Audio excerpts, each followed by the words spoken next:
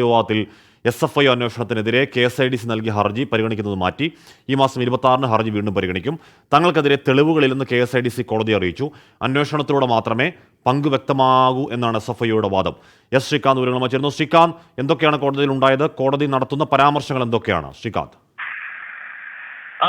ഇന്ന് ഈ KSIDCയോട് കൂടുതൽ ചോദ്യങ്ങളാണ് കോടതിയുടെ ഭാഗത്തുനിന്നും ഉണ്ടായത്. കുറ്റം ചെയ്തിട്ടുണ്ടെന്ന ചിന്ത വേണ്ട, അന്വേഷണത്തോട് സഹകരിക്കുകയല്ലേ വേണ്ടത് തുടങ്ങിയ ചോദ്യങ്ങൾ, തുടങ്ങിയ കാര്യങ്ങൾ ഇന്ന് കോടതി KSIDCയോട് പറഞ്ഞു. കുറ്റം ചെയ്തിട്ടുണ്ട് എന്ന ചിന്ത വേണ്ട, സത്യം കമ്പ്യൂട്ടേഴ്സ് കേസിൽ സ്വതന്ത്ര ഉൾപ്പെട്ട കമ്പനിയിലേക്ക് അന്വേഷണം നീണ്ടത് ഓർമ്മയില്ലേ എന്ന് കോടതി ചോദിച്ചു.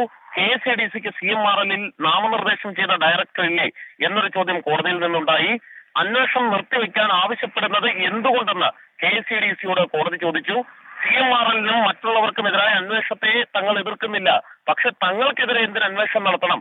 തങ്ങൾ വെറും ഷെയർ ഹോൾഡർ മാത്രമാണ്, നേരിട്ട് ഈ കേസിൽ യാതൊരു ബന്ധവുമില്ല.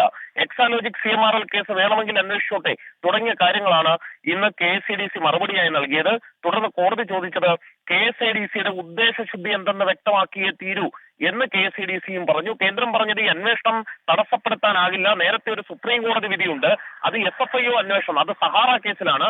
ഈ SFIO അന്വേഷണം തടസ്സപ്പെടുത്താൻ ഒരു തരത്തിലും സാധിക്കില്ല എന്ന് സുപ്രീം കോടതി വിധി ചൂണ്ടിക്കാട്ടി പറയുകയും ചെയ്തു. സത്യം പുറത്തു വരുന്നത് KSIDCക്കും നല്ലതല്ലേ എന്ന് SFIO അഭിഭാഷകൻ ചോദിച്ചു.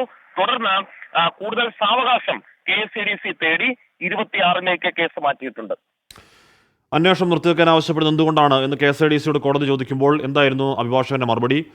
CS വൈദ്യനാഥൻ തന്നെയാണോ KSIDCക്കായി ഹാജരായത്? ഇന്നും CS വൈദ്യനാഥൻ തന്നെയാണ് ഈ കേസിൽ KSIDCക്ക് വേണ്ടി ഹാജരായത്. അന്വേഷണം നിർത്തിവെക്കാൻ ആവശ്യപ്പെടുന്നത് ഒറ്റ കാരണം കൊണ്ടാണ്. അതായത് തങ്ങൾ ഇതിൽ ഡയറക്ടർ